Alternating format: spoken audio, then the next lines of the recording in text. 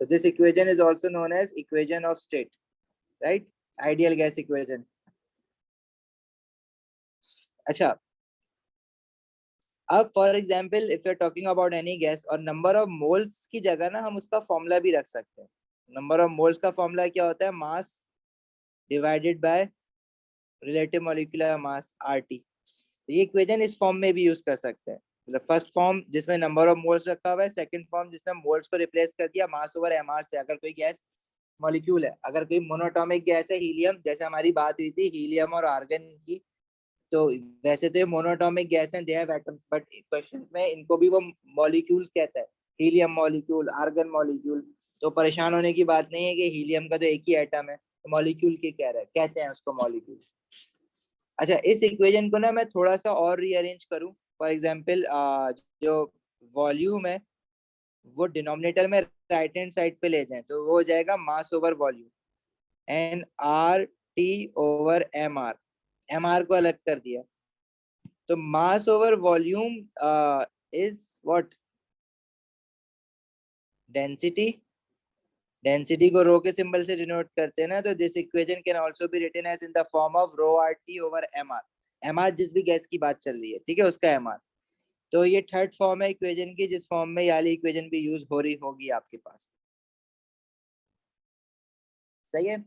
अब मास का यूनिट आप ऑब्वियसली ग्राम्स में लेते हो क्योंकि मोल्स ग्राम्स में होता है. Sorry, Can you explain the third one again? I got disconnected. देखो, in third one what we have done is we have taken volume on the right hand side of the equation, so this would become mass over volume, right? तो mr को जो है मैंने rt के नीचे कर दिया. mass over volume is another quantity which is a well known quantity, density. Density is equals to mass over volume ना. डेंसिटी का सिंबल मैंने रो लिया है because usually we take the symbol of density as rho. so this becomes mass over volume becomes density. this is rho rt over mr. ठीक है. Okay, sir. Okay.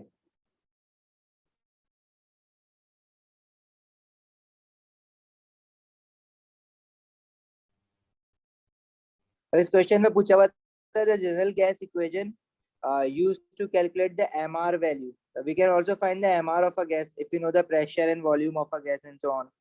तो उसके लिए क्या इक्वेशन बन जाएगी? अच्छा, यहाँ पे थोड़ा सा टाइपिंग एरर है. अभी हमने देख लिया कि जैसे PV is equals to nRT होता है, तो n की जगह पे, नंबर ऑफ मोल्स की जगह पे, if we put mass over mr, तो दिस इज RT. तो मास ओवर mr, अब मैंने ना mr को सब्जेक्ट बना लेना है यहाँ से, दैट्स इट. तो mr would be equals to mass of gas, जिसको m लिया हुआ है, RT ओवर PV. तो ये फॉर्मूला बनेगा. अब ये इक्वेशन में ना कहीं पे दिया हुआ नहीं है इस करेक्ट ऑप्शन में, थोड़ा सा असल में ये दिया हुआ है C है, लेकिन यहाँ पे ये रो लिख दिया है, ये रो नहीं है, दिस इज प्रेशर. ठीक है, तो ये फॉर्मूला बनेगा. सर पेज नंबर बता दें. This page number is handout है, पेज नंबर 5.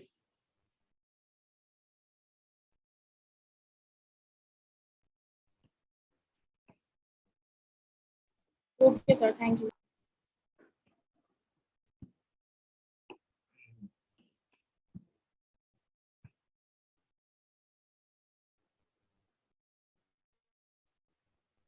अच्छा, क्वेश्चन नंबर, ये जो नेक्स्ट क्वेश्चन है इसमें इसमें कह रहे थे sample of ammonia is measured at a temperature of 60 degree Celsius. You have given the temperature which is 60 degree Celsius. ठीक है, डिग्री सेल्सियस में, and a pressure of 103 kilo pascal. Pressure दिया हुआ है 103 kilo pascals. The volume measured is, volume is given is 5.37 exponent -3 meter cube. What is the mass of the sample of ammonia given to two significant figures? You have to find out the mass. So again you will use the ideal gas equation PV is equals to ND, और number of moles की जगह पे you can use mass over mr into RT, क्योंकि मास निकालना है ना. और gas तो बताई भी ना, अमोनिया, अमोनिया गैस का फॉर्मूला होता है NH3. You can work out the molecular mass of ammonia which is 17 gram. 2 into 14, 3 into 1, that is 17 grams. You have to find the mass. MR is 17 gram. R is the molar gas constant. ये जो data booklet में given होगा. अच्छा, temperature जो है वो degree Celsius में given है. We have to use temperature in kelvin. तो हम उसको केल्विन में कैसे कन्वर्ट करते हैं? किसी भी डिग्री सेल्सियस के टेम्परेचर को वी एड 273 टू इट, तो वो केल्विन में कन्वर्ट हो जाएगा. तो 60 प्लस 273, ये जरूरी है करना. ये नहीं करोगे तो आंसर गलत हो जाएगा. प्रेशर दिया हुआ है किलो पैस्कल्स में, तो उसको किलो पैस्कल्स में कन्वर्ट करने के लिए मल्टीप्लाइड इट बाय 1000. और वॉल्यूम आपकी मीटर क्यूब में यूज करनी है, और मीटर क्यूब में गिवन है. वॉल्यूम कितनी गिवन है? This is 5.37 exponent -3. सिंपलीफाई, बस मास निकालना है सब्जेक्ट बना के. तो इस क्वेश्चन में फिलहाल तो सिर्फ मैथ्स है. इससे आगे बढ़ते हैं. क्वेश्चन थोड़े से टेक्निकल भी आते हैं इसके, स्पेशली गैस लॉस के.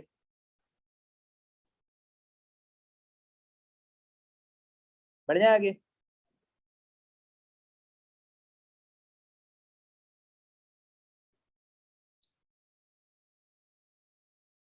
Yes, sir. चलो, let's move to the real deal now.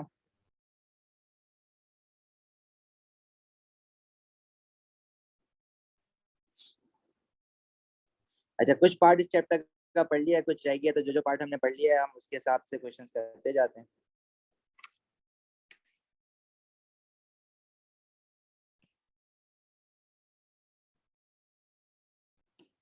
Question 3 is,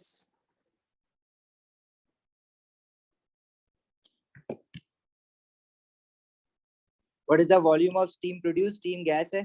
When 1 gram of ice is heated to 323 degrees Celsius at a pressure of 101 kilopascal. देखो, अब बाय डिफॉल्ट हमें जो है ना गैस को, किसी भी गैस को आइडियल गैस कंसिडर करना है, तभी मैं आइडियल गैस की इक्वेशन यूज कर सकता हूँ. और कह रहा है what is the volume of steam produced when 1 gram of ice is heated to 323 degree Celsius at a pressure of 101 kilopascal. Sir, can तो we do it? या श्योर, बस जल्दी करो लेकिन. Okay, sir. Okay, fast.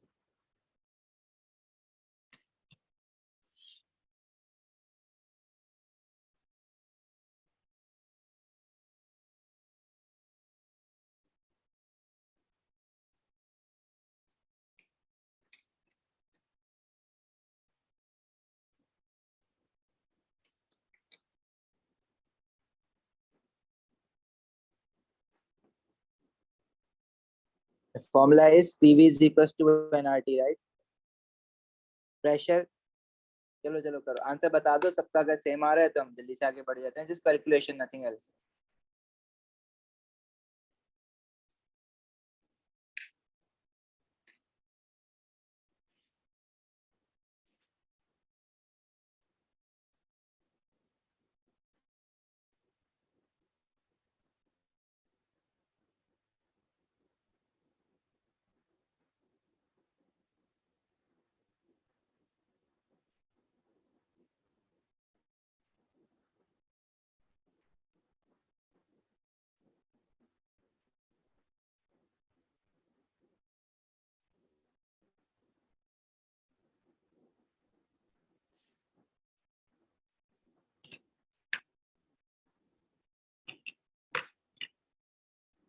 Done.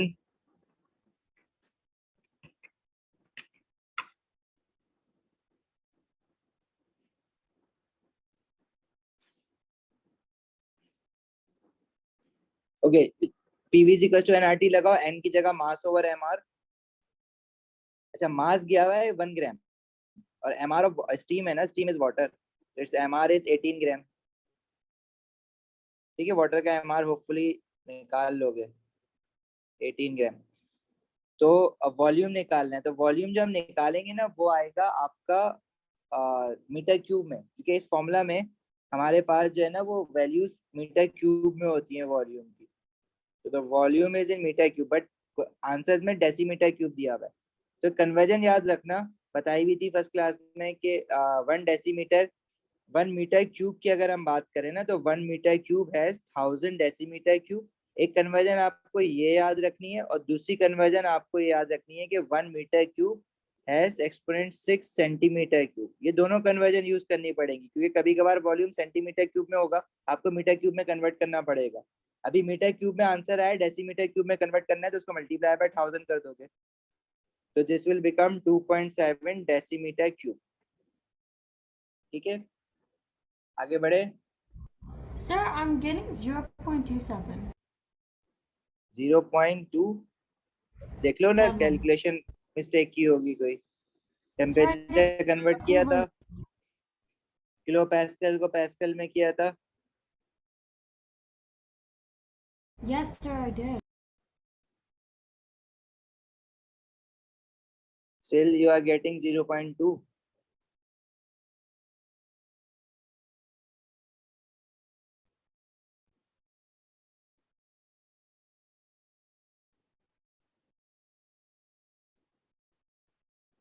आ गया सही बच्चे? Okay, sir. चलें आगे।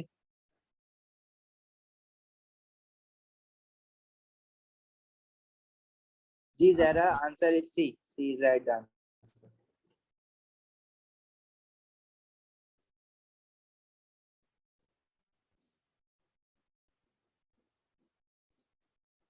अच्छा जी, let's do question 7।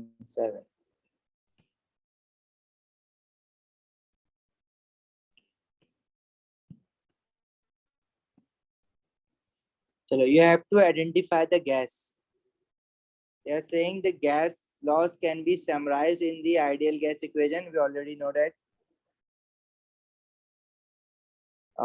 When an evacuated tube का मतलब होता है खाली, वैक्यूम हो जिसमें मतलब कुछ भी ना हो, एयर भी नहीं है, और वॉल्यूम 400 सेंटीमीटर क्यूब। मतलब जो ट्यूब है उसका जो वॉल्यूम है दिस इज मतलब 400 सेंटीमीटर क्यूब है, खाली ट्यूब है। जब इसमें आप गैस, कोई भी गैस उसमें एंटर कराओगे ना, तो वो जो गैस है वो पूरे ट्यूब का वॉल्यूम ऑक्यूपाई कर लेगा। मतलब इन शॉर्ट वो ट्यूब का वॉल्यूम नहीं बता रहा, आपको गैस का ही वॉल्यूम बता रहा है, which is 400 centimetre cube is filled with a gas at 300 kelvin. Temperature भी उसने बता दिया 300 kelvin and a pressure of 101 kilopascals. The mass of the tube is increased by, मतलब ट्यूब का जो भी पहले मास था, कुछ ना कुछ तो मास होगा ना कंटेनर का, एम्प्टी कंटेनर का भी कुछ ना कुछ मास होगा, लेकिन इंक्रीज इन मास बताया, मतलब इंक्रीज इन मास 0.65 ग्राम है। ये सारा का सारा मास गैस का ही मास होगा ना जो इंक्रीज हुआ है, गैस ही डाली है ना आपने इसके अंदर। Basically increase in mass is the mass of a gas. Assume the gas behaves as an ideal gas. What could be the identity of a gas? So how can you determine the identity of a gas? आपने इसका MR निकालना है gas का। Yes. और उसमें number of moles की जगह पे आप क्या रख दोगे? मास ओवर MR RT। तो MR निकाल लो और प्रोडक्ट टेबल में देख लो कि जो MR आ रहा है वो किस गैस का है, तो इससे आपको गैस पता लग जाएगी कौन सी है।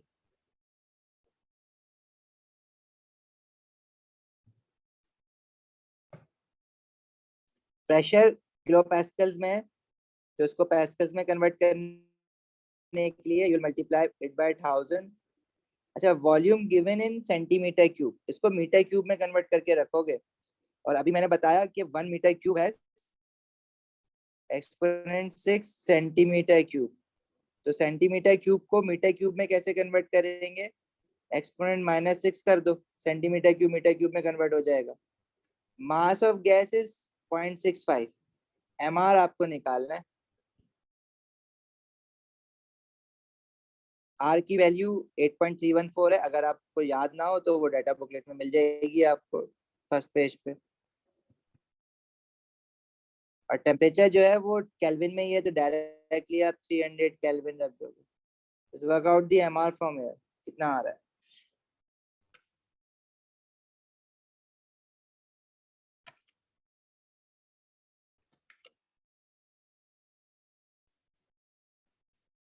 इसका भी सी बता रहे हो answer? Yes sir.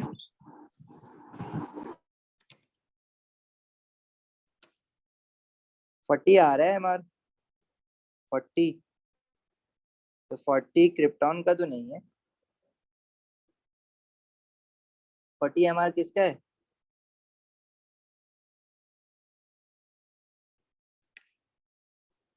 Toric table जाए या ऐसे ही जिसका मार रहे हो? आर्गन का होता है 40 तो। Sir, I think 40 is for calcium. Let me just see. हाँ 40 आ रहा है ना, 40 MR तो उसका होता है ना आर्गन का।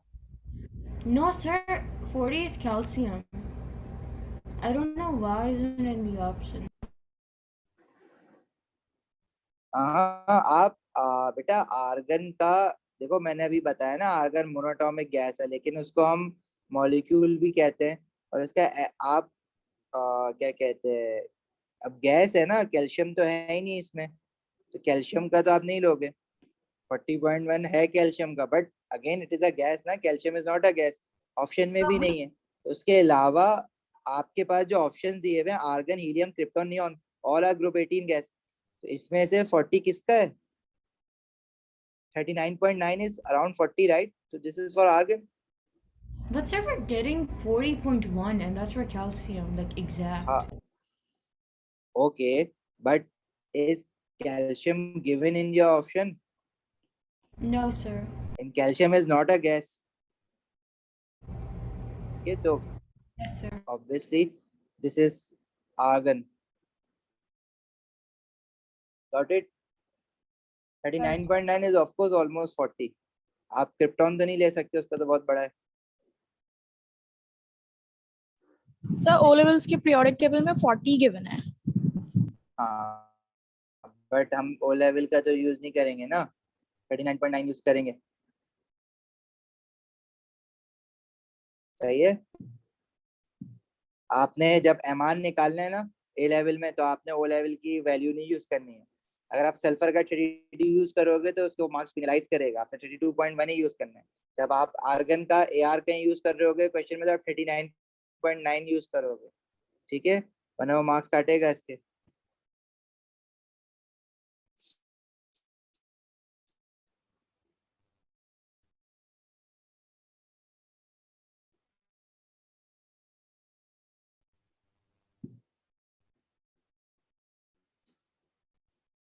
अच्छा, क्वेश्चन 8 भी सिमिलर क्वेश्चन है, ये आप होमवर्क में करना, ठीक है। क्वेश्चन 9 का आंसर बताओ।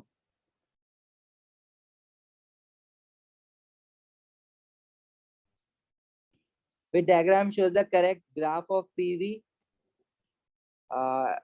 against N for ideal gas at a constant temperature? देखो, अब आपने जो रिलेशनशिप बनाना है ना, अब हमने तो बॉयल्स लॉ ये पढ़ा है, प्रेशर और वॉल्यूम का ग्राफ, चार्ल्स लॉ टेम्परेचर और वॉल्यूम, ठीक है। बॉयल्स लॉ PV ये होता है, लेकिन अगर एक्सिस पे 1/P या 1/V लिखा हुआ है, तो फिर ग्राफ जो है उसका वो स्ट्रेट लाइन बनता है।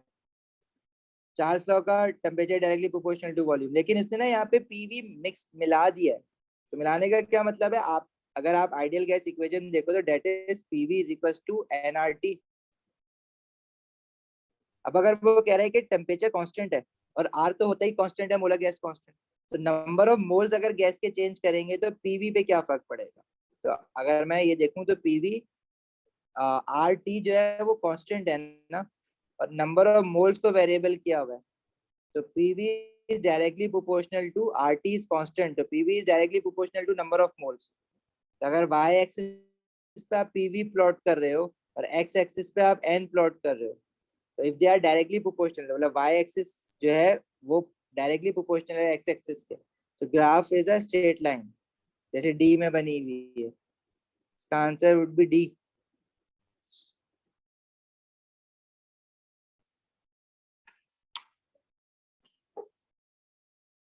समझ आई बात?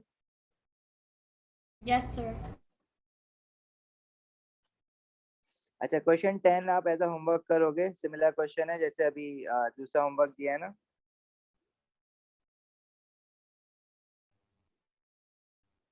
क्वेश्चन 6 करना है, ये थोड़ा सा डिफरेंट है।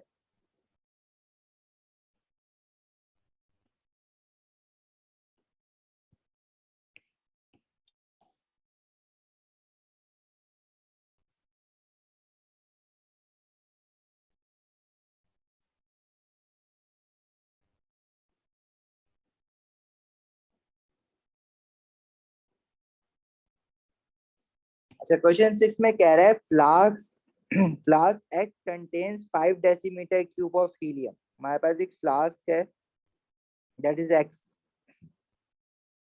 उसमें वो कह रहा है कि जो हीलियम है, helium gas, the volume of helium gas is 5 decimetre cube and the pressure of helium gas is 12 kilopascals and flask Y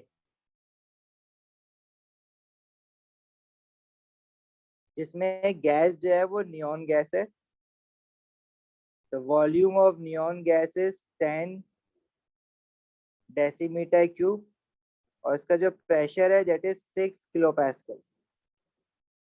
If the flasks are connected at a constant temperature, what is the final pressure? दोनों flask को ना connect कर दिया इसमें। देखो flask S में पहले इसमें सिर्फ हीलियम गैस थी जो कि पूरे के पूरे फ्लास्क का वॉल्यूम ऑक्यूपाई करके बैठी हुई थी, डेट वाज 5 डेसीमीटर क्यूब। और फ्लास्क वाई में सिर्फ नियॉन गैस थी जो कि पूरे के पूरे फ्लास्क वाई का वॉल्यूम ऑक्यूपाई करके बैठी हुई थी, डेट वाज 10 डेसीमीटर क्यूब। अब वो ये कह रहा है कि उसने दोनों फ्लास्क को ना आपस में कनेक्ट कर दिया, तो दोनों गैसेस का जो वॉल्यूम है वो बढ़ जाएगा ना, because now gas in flask X will also move into flask Y, diffuse करेगी। और दोनों जो है वो क्या कहते हैं, डिफ्यूजन होने के बाद जो हीलियम गैस है वो एक्स से निकल के कुछ वाई में चली जाएगी, और जो हमारे पास क्या कहते हैं फ्लास्क वाई में नियॉन गैस है वो कुछ गैस फ्लास्क वाई से निकल के एक्स में चली जाएगी। इनको कनेक्ट कर दिया।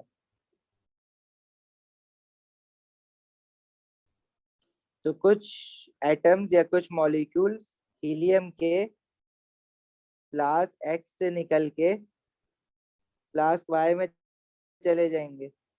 सारे के सारे नहीं जाएंगे लेकिन कुछ आधे आधे तो हो जाएंगे ना, डिस्ट्रीब्यूट हो जाएंगे। Now they are occupying the complete volume of both X and Y. कह रहे फाइनल प्रेशर क्या होगा गैस का। देखो हमने वो पढ़ा है गैस लॉस में, बॉयल्स लॉ। बॉयल्स लॉ ये कहता है कि अगर हमारे पास जो प्रेशर है वो इनवर्सली प्रोपोर्शनल है टू वॉल्यूम, वॉल्यूम बढ़ है ना दोनों गैस का, तो प्रेशर कम हो जाएगा। अब साइन ऑफ प्रोपोर्शनैलिटी इसमें लगाते हैं हम, तो ये बन जाता है P is equal to K over V। देखो गैस पहले जो x में थी उसकी जो स्टेट थी ना उसको हम कहेंगे कि स्टेट 1। ये जो हमने जो वैल्यूज दी हुई है हमें वो स्टेट 1 है इसकी। लेकिन जब उसने दोनों फ्लास्क का वॉल्यूम ऑक्यूपाई कर लिया है तो उसकी स्टेट चेंज हो जाएगी। स्टेट चेंज होने का मतलब क्या है कि उसका अगर पहले प्रेशर P1 और V1 था तो अब उसका प्रेशर जो होगा वो P2 और वॉल्यूम V2 हो जाएगा, चेंज होगा प्रेशर और वॉल्यूम। तो K बेसिकली हमारे पास इज अ कांस्टेंट जो कि PV है, ठीक है। तो गैस बेशक वॉल्यूम ज्यादा ऑक्यूपाई करे कम ऑक्यूपाई करे, उसका टेम्परेचर कम करो ज्यादा करो, जो गैस कांस्टेंट है ना के दैट विल स्टे कांस्टेंट। तो ये जो हमारे पास फॉर्मूला बन जाता है, अगर मैं स्टेट 1 पे देखूं तो गैस की स्टेट 1 पे प्रेशर P1 है और वॉल्यूम V1 है, और इसी गैस की स्टेट 2 पे मतलब प्रेशर जो होगा वो P2 हो जाएगा और वॉल्यूम V2 हो जाएगा। तो फॉर्मूला ये बन जाता है P1 V1 is equal to P2 V2। तो अगर मुझे ये देखना है कि जो हीलियम गैस है उसका फाइनल प्रेशर कितना हो गया है, तो फाइनल वॉल्यूम कितना हो गया है, पहले वो सिर्फ 5 डेसीमीटर क्यूब में थी फ्लास्क एस में। एजाज बेटा क्या रिपीट करने का कह रहे हो?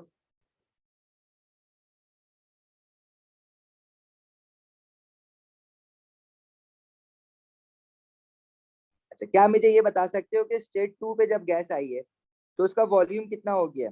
हीलियम गैस जो है वो पहले 5 डेसीमीटर क्यूब में थी, लेकिन अब क्योंकि वो एक्स और वाई दोनों में, इट मींस कि उसने एक्स और वाई दोनों का वॉल्यूम ऑक्यूपाई किया हुआ है, तो उसका जो वॉल्यूम है वो बढ़ जाएगा ना, 5 + 10 15 डेसीमीटर क्यूब हो जाएगा।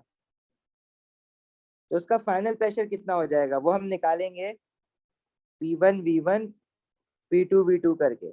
दोनों गैसेस अपना अलग अलग प्रेशर एग्जर्ट कर रही है, हमें तो टोटल प्रेशर निकालना है दोनों गैसेस का मिला के। तो हीलियम गैस का जो पहले प्रेशर था वो था 12 किलो पैस्कल और पहले वॉल्यूम था 5 डेसीमीटर क्यूब। अब वही हीलियम गैस ज्यादा वॉल्यूम में जो कि 15 डेसीमीटर क्यूब वॉल्यूम है, तो उसका फाइनल प्रेशर कितना हो जाएगा? तो वो निकालेंगे हम 12 into 5 divided bye 15।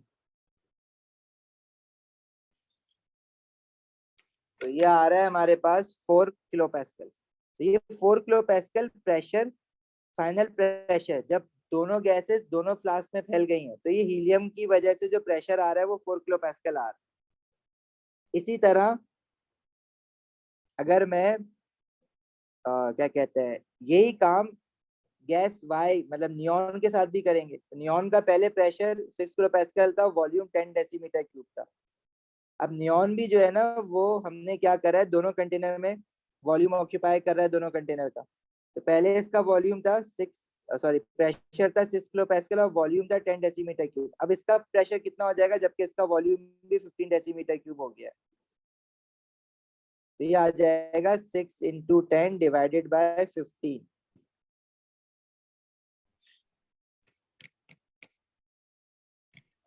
This is also 4 kilo Pascal. देखो, किसी भी कंटेनर में अगर 2 या 3 जितनी भी तरह की गैसेस है ना, तो सारी गैसेस अपना अलग अलग प्रेशर एग्जर्ट करेंगी, डिपेंड करता है उनके नंबर ऑफ मोल्स पे। अगर किसी गैस के मोल ज्यादा हैं, किसी के कम है, तो वो अलग अलग वॉल्यूम अलग अलग प्रेशर एग्जर्ट करती हैं। अगर आपने total pressure of a container निकालना है ऑफ अ गैस, तो आप सारी गैसेस के इंडिविजुअल प्रेशर को ऐड करोगे। अब इन दोनों कंटेनर में जो टोटल प्रेशर हो गया है, वो दोनों गैसेस की वजह से जो एक्सपेंड होने के बाद 4 किलो पैस्कल 4 किलो पैस्कल हो गया। तो टोटल प्रेशर कितना हो जाएगा? 4 प्लस 4 किलो पैस्कल, जो कि ये बन जाएगा 8 किलो पैस्कल। Sir, जी when does the lesson end? दोबारा आप बोलोगे, क्या कह रहे हो? Class कब खत्म होती है? क्लास क्या? Class ऐसे कब क्या? खत्म होती क्लास कब खत्म होगी? 10:30। क्या हो गया, जाना है कहीं? नहीं, बस पूछ रहा था। अच्छा, ऐसा और क्वेश्चंस भी हैं और करते हैं। ये लिख लिया ऐसे अपने, इसकी वर्किंग लिख लेना। इसकी वर्किंग थोड़ी सी ना थोड़ी सी लेंदी वर्किंग है, लेकिन क्वेश्चन आता है ऐसा वही।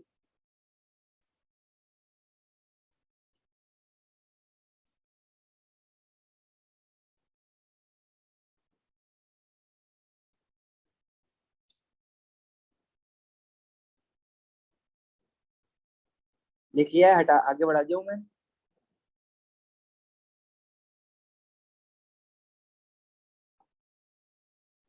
Yes, sir.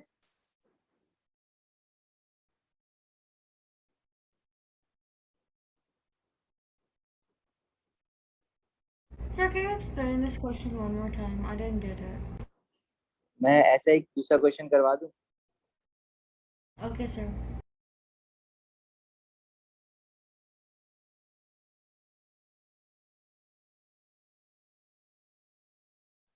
अच्छा, एक मिनट जरा, मुझे ना ये फाइल बंद करके दोबारा खोलनी पड़ेगी। 4 क्लासेस हो गई हैं, हैवी हो गई है बहुत।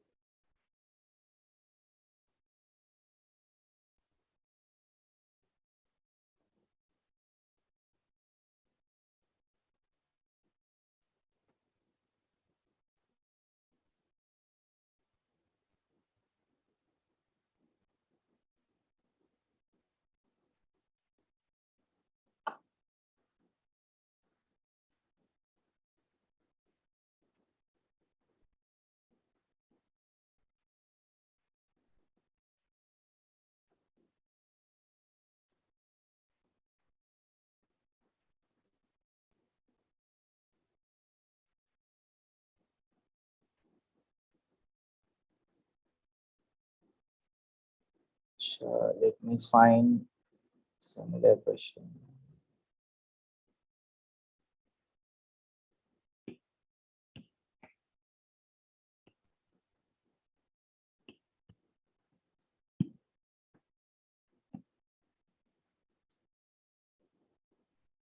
ओके, क्वेश्चन 12 सिमिलर क्वेश्चन है, बस इस बार इन्होंने खुद ही डायग्राम बना दिए फ्लास्क की।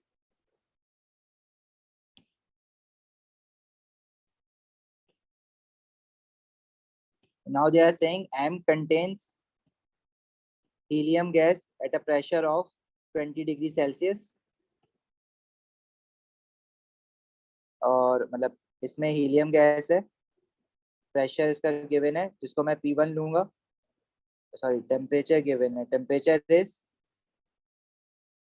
20 degree Celsius and pressure is, इसको मैं P1 लूंगा 1 एक्सपोनेंट 5 पास्कल। अच्छा, N has been evacuated, evacuated मतलब N अभी पूरी तरह खाली है, N has 3 times the volume of M। अब M का वॉल्यूम उसने बताया ही नहीं है मुझे, तो अगर मैं M का वॉल्यूम V ले लूं तो N का वॉल्यूम क्या लेंगे 3V।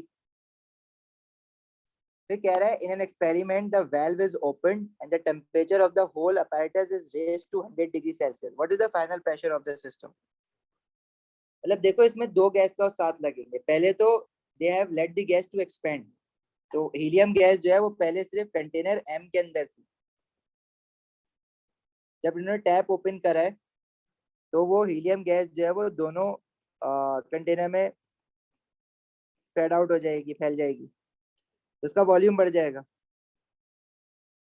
ठीक है, तो उसका वॉल्यूम बढ़ने की वजह से प्रेशर ड्रॉप होगा, कितना ड्रॉप होगा पहले वो निकालना है, लेकिन वॉल्यूम हमें गिवन नहीं है, लेकिन हमें ये तो पता है ना कि जो फर्स्ट स्टेट है उस पे प्रेशर P1 है तो वॉल्यूम V1 होगा, और प्रेशर दूसरी स्टेट में जब वो एक्सपेंड हो जाएगी तो प्रेशर P2 हो जाएगा, वॉल्यूम V2 हो जाएगा।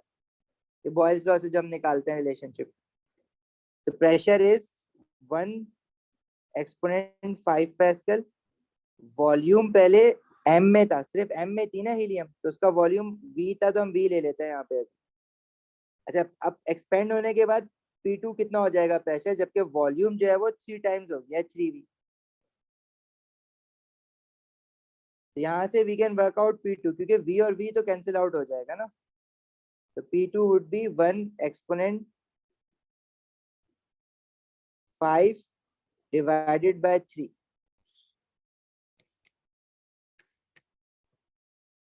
This is 33.33 Pascal's.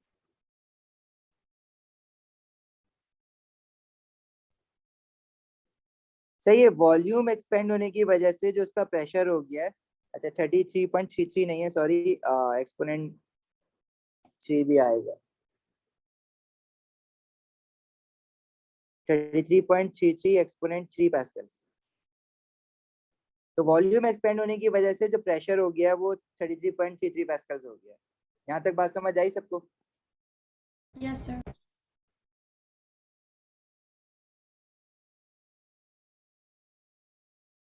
हाँ भाई, क्लियर है यहाँ तक?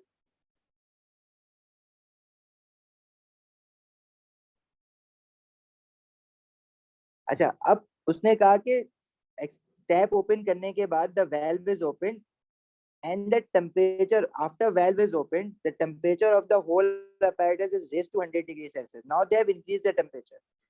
तो जब टेम्परेचर इंक्रीज हुआ है तो हम 400 लगाएंगे, मतलब वो फाइनल आपसे प्रेशर ही पूछा है ना, तो how does temperature and pressure are related to each other, if you increase the temperature of a gas its pressure increases, if you remove the sign of proportionality the constant of proportionality would be K। अब अगर gas की state पहले 1 है जिसपे temperature T1 और pressure P1 था, तो जब आप टेम्परेचर बढ़ाओगे, टेम्परेचर चेंज करोगे, टेम्परेचर T2 कर दोगे, तो प्रेशर जो है वो उसकी वैल्यू भी चेंज हो जाएगी, P2 हो जाएगा, but gas constant will stay same K। अब दो स्टेट में K की वैल्यू को अगर आप कंपेयर करा रहे हो सब्जेक्ट बना के, तो K और K would be, this expression would be T1 over P1 and T2 over P2। जैसे P1 V1 P2 V2 था ना, तो टेम्परेचर और प्रेशर का रिलेशनशिप ऐसे बनेगा, तो T1 over P1 and T2 over P2। तो जो गैस एक्सपेंड होने के बाद ये जो हमारा प्रेशर बना है ना फाइनल, अब इसका टेम्परेचर पहले कितना था 20 डिग्री सेल्सियस, देखो गैस एक्सपेंड हुई है ना, तो वो तो एक कांस्टेंट टेम्परेचर जो था पहले उस पर एक्सपेंड हो गई, दैट वाज 20 डिग्री सेल्सियस। अब यहाँ पे आप केल्विन में कन्वर्ट करो नहीं करो वो एक ही बात है, क्योंकि अभी दोनों रिलेशनशिप आगे पीछे कर रहे हैं ना, बट अगर करना है तो कर दो। पहले temperature was 20 degree Celsius plus 273, तो केल्विन में कन्वर्ट हो जाएगा। अच्छा, पहले प्रेशर अच्छा पहले प्रेशर वो नहीं जो m में प्रेशर था, एक्सपेंड होने के बाद m प्लस n का जो प्रेशर आ रहा है ना, that is 33.33 pascal exponent 3 pascals. Now you have raised its temperature to 100 degree Celsius. तो 100 plus 273 divided by, अब टेम्परेचर बढ़ने से प्रेशर क्या हो जाएगा, अब यहाँ से फाइनल प्रेशर निकालोगे P2. समझ आई बात?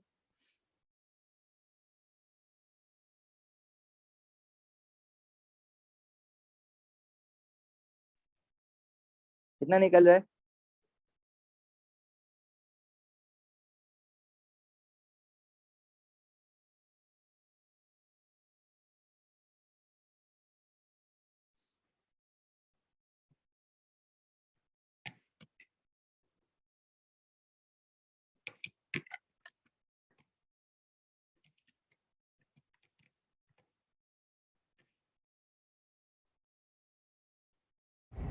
Star 42430. 42430.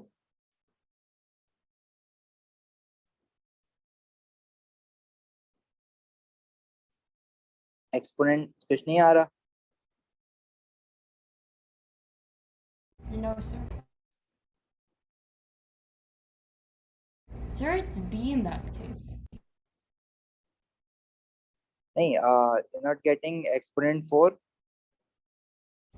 No, sir, I'm not getting. Okay, बाकी लोगों का कितना आ रहा है? 4.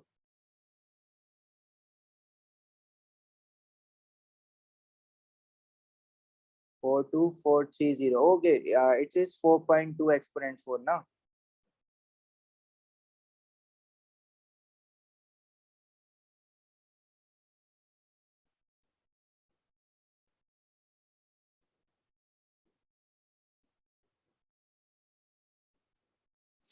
सबका सेम आ रहा है आंसर? सबका ही भी आ रहा है ना? Yes.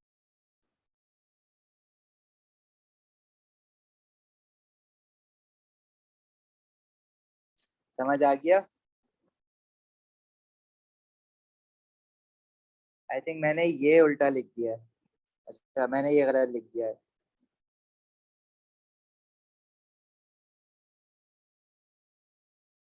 It was supposed तो to be सही कर लो. 123 divided by that. हाँ, this should be 100 plus 273 into 33.33 exponent 3 divided by 20 plus 273. तो वो मैंने उल्टा लिख दिया था. तो अगर कोई उससे कर रहा है तो ऑब्वियसली गलत आ रहा होगा.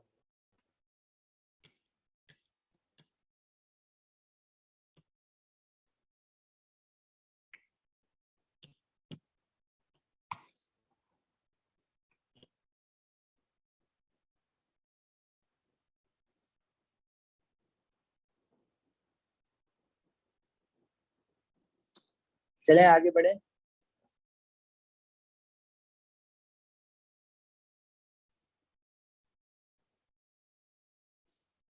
जी ज़ारा, बी आ रहा है आंसर.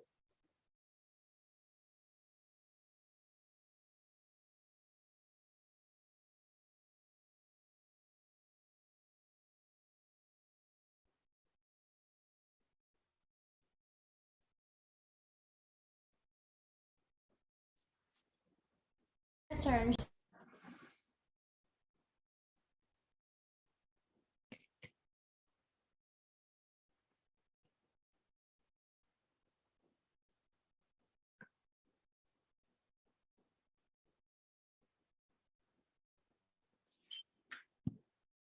अच्छा, इसके जैसा क्वेश्चन 13 ना एज अ होमवर्क करना प्लीज. क्वेश्चन 14 भी तो बता. अच्छा, ये पहले भी बताया था ना, क्वेश्चन 13 14.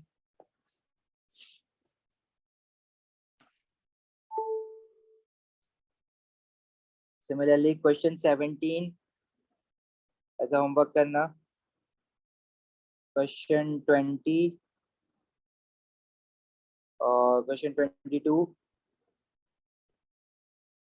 क्वेश्चन 23, क्वेश्चन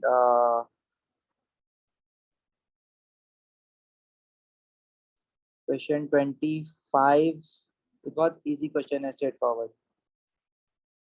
अच्छा, इसके अलावा बाकी फिर हम और खुद से करेंगे। क्वेश्चन 29, क्वेश्चन 30 जैसा हमने क्वेश्चन करा है, लेकिन 30 नहीं करा। 30 का आंसर बता सकते हो अभी ना? रिलेशनशिप पूछ रहा है आपका, correctly describe the behaviour of a fix mass. अगर प्रेशर और वॉल्यूम का रिलेशनशिप होता है तो वो तो ग्राफ यूं बनता है ना। पीवी और पी का ग्राफ कैसा बनेगा? देखो, आप प्रेशर बढ़ाओगे तो वॉल्यूम डिक्रीज होगा, ठीक है। तो पी और पीवी का ग्राफ पता है, इस तरह से बनता है आइडियल गैस के लिए, स्ट्रेट लाइन हॉरिजॉन्टल। क्योंकि देखो, PV is equal to nRT है।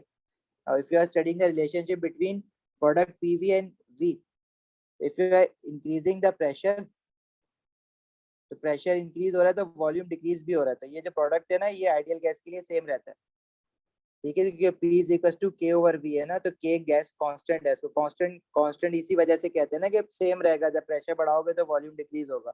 It should be a horizontal line, इसलिए भी गलत बना हुआ है।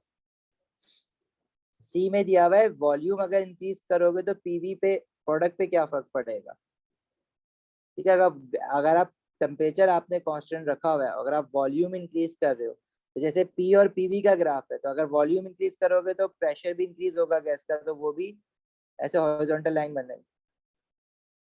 मतलब प्रेशर डिक्रीज होगा, सॉरी, वॉल्यूम इंक्रीज करोगे तो प्रेशर डिक्रीज होगा, तो ultimately this product will stay constant. और डी में दिया हुआ है टेम्परेचर बढ़ाओगे तो गैस का वॉल्यूम बढ़ता है, if you are keeping the pressure constant, तो this should be a straight line. तो 30 का आंसर डी हो जाएगा। जी आमना बेटा, मैं वर्कशीट शेयर कर दूंगा आपके साथ अभी। अच्छा, क्वेश्चन 31 होमवर्क में करना। बाकी ये जो ग्राफ वाले हैं ना, ये अभी पढ़ाना है। 35 ऐसा होमवर्क करना, कुछ भी नहीं है, सिंपल सा क्वेश्चन है। 37 होमवर्क करना। 37 में जैसे अभी दो गैस क्लास को कनेक्ट किया था ना, पहले वाले क्वेश्चन में वॉल्यूम बढ़ गया था, तो दोनों गैसेस का अलग अलग प्रेशर निकलेगा, फिर ऐड करोगे। Question 39 as a homework.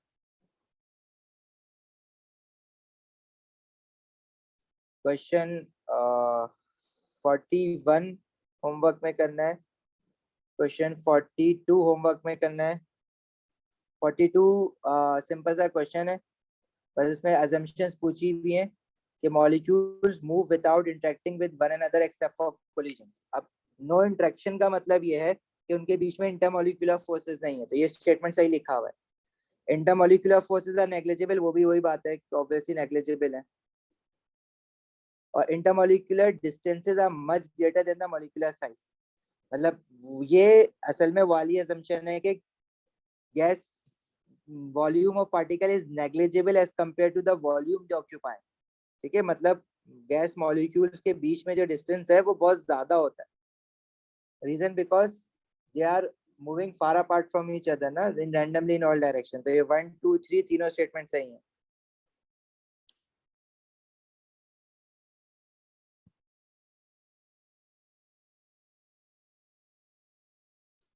अच्छा, क्वेश्चन 43 भी पढ़ लो जरा। क्वेश्चन 43 में कह रहा है, when a sample of gas is compressed at a constant temperature from 1500 kilopascal to 6000 kilopascal, its volume changes from 76 to 20.5। देखो, अगर प्रेशर आपने जितना इंक्रीज करा है ना, तो उस रेशियो से अगर वॉल्यूम चेंज नहीं हो रहा है, मतलब वो बॉयल्स लॉ अगर नहीं लग रहा है इस पे। देखो किस तरह से बॉयल्स लॉ चेक करोगे, अगर प्रेशर वो कह रहा है कि 1500 किलो पैस्कल है, उस पे वॉल्यूम है 76 सेंटीमीटर क्यूब, तो वो उसका वॉल्यूम, उसको मैं V1 कह देता हूँ। तो हमारे पास जो रिलेशनशिप बनता है बॉयल्स लॉ का, वो P is equal to K over V बनता है ना। अगर K की वैल्यू निकाले, प्रेशर 1500 किलो पैस्कल और वॉल्यूम 76 पे, और फिर दूसरी जो स्टेट की है गैस की, मतलब जब प्रेशर आपने 6000 किलो पैस्कल कर दिया है, तो उस पे जो वॉल्यूम बना है वो 20.5 बना है, तो K की वैल्यू क्या हो जाएगी, pressure is 600 kilo pascal and volume is 20.5। तो दोनों केसेस में क्योंकि गैस तो सेम है ना, अगर if gas is behaving ideally तो K value of K should be same in both the states. तो how would you decide whether the gas is behaving ideal और नॉट, ये आपको निकाल के देखना पड़ेगा। 1500 इंटू 76 कर रहे हैं तो ये वैल्यू आ रही है 114000, जैसे 114000। तो नीचे भी यही आनी चाहिए अगर तो गैस ऐसा आइडियली बिहेव कर रही है। तो 600 इंटू 20.5 ये वैल्यू आ रही है 12300, क्योंकि केस सेम नहीं है, मतलब gas is not behaving ideally, या गैस जो है वो नॉन आइडियली बिहेव कर रही है। तो स्टेटमेंट 1 सही है।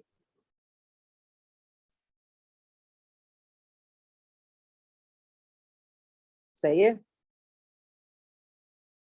अच्छा, स्टेटमेंट 2 कह रहे थे गैस पार्शियली लिक्विफाइज, मतलब जब हम गैस पे प्रेशर बढ़ाते हैं तो देयर इज अ पॉसिबिलिटी कि आपका क्या कहते हैं वॉल्यूम, गैस पार्टिकल जो है वो करीब करीब हो रहे हैं, तो दे get so close to each other that intermolecular forces become significant and two gas molecules they stick to each other, मतलब वो गैसियस स्टेट से लिक्विड स्टेट में आ जाए। लेकिन जब कोई भी गैस गैसियस स्टेट से लिक्विड स्टेट में आएगी ना तो उसका वॉल्यूम बहुत ज्यादा ड्रॉप हो जाएगा, मतलब गैस का फिर वॉल्यूम ही नहीं रहेगा ना। यहाँ पे तो अभी भी 20.5 है, इट मीन्स कि अभी भी वो गैस है वो लिक्विफाई नहीं हो रही है। But again this statement is still doubtful कि कुछ पार्शियली लिक्विफाई बोला है ना उसने, क्या पता कुछ मॉलिक्यूल कंडेंस हो गए हो। लेकिन अगर मैं स्टेटमेंट 2 देखूं ना तो कह रहा है gas it's adsorbed on the vessel walls. देखो एड्सॉर्ब्ड का मतलब होता है कि वॉल्स के साथ चिपक जाना। अब ये जो टर्मिनोलॉजी है ना ये हम आगे पढ़ेंगे ऑर्गेनिक केमिस्ट्री में, बट स्टिल एड्सॉर्ब्ड और absorbed they are two different things. Absorb का मतलब होता है मटेरियल के अंदर चले जाना, जैसे पानी किसी फोम पे डालो तो पानी अंदर चला जाता है, दैट इज एब्सॉर्ब। और एडसॉर्ब विद डी इट मीन कि वो सरफेस पे क्लिंग हो जाए, चिपक जाए सरफेस पे। तो प्रेशर बढ़ाने से गैस के मॉलिक्यूल सरफेस पे जाके चिपक नहीं जाने। तो ये स्टेटमेंट 3 तो क्लियर कट गलत है, ठीक है। और स्टेटमेंट 2 भी गलत ही हम लेंगे, उसका रीजन क्या है, क्योंकि गैस ने जो है वो लिक्विफाई नहीं होना है, क्योंकि वॉल्यूम 76 से 25, अभी भी 20.5 है गैस का वॉल्यूम, ठीक है। लिक्विफाई होने का मतलब होता है कि वो बहुत ड्रॉप हो जाएगा।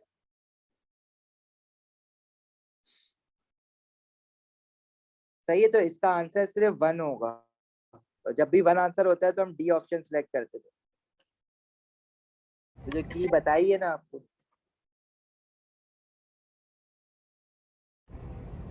Sir, can we say that the second point is wrong because it's changing from gas to liquid? No, since gas has higher pressure and liquid has lower pressure compared to gas, can we say that? हाँ of course, लेकिन they are saying कि gas का pressure increase किया, तो it means they are moving molecules of gas closer to each other. So of course, there is always a possibility if you increase the pressure of a gas, liquid molecules, gas molecule may move so much closer to each other that the intermolecular forces between the gas molecules they come in action और molecules एक दूसरे के साथ ना stick हो जाए, जैसे liquid form में आ जाते हैं, करीब करीब हो जाए। But again, the in that scenario, decrease in volume would be much higher. 76 से 20 होना कोई मतलब गैस गैस ही है अभी भी, वो लिक्विड में कन्वर्ट नहीं हुआ है उसका कुछ भी पार्ट, ठीक है। ये आगे तो और पढ़ेंगे हम Dalton law of partial pressure में इसी चैप्टर में जी। So we're forcing them? जब इंक्रीजिंग द प्रेशर ना तो it's make moving them closer to each other. Okay, sir.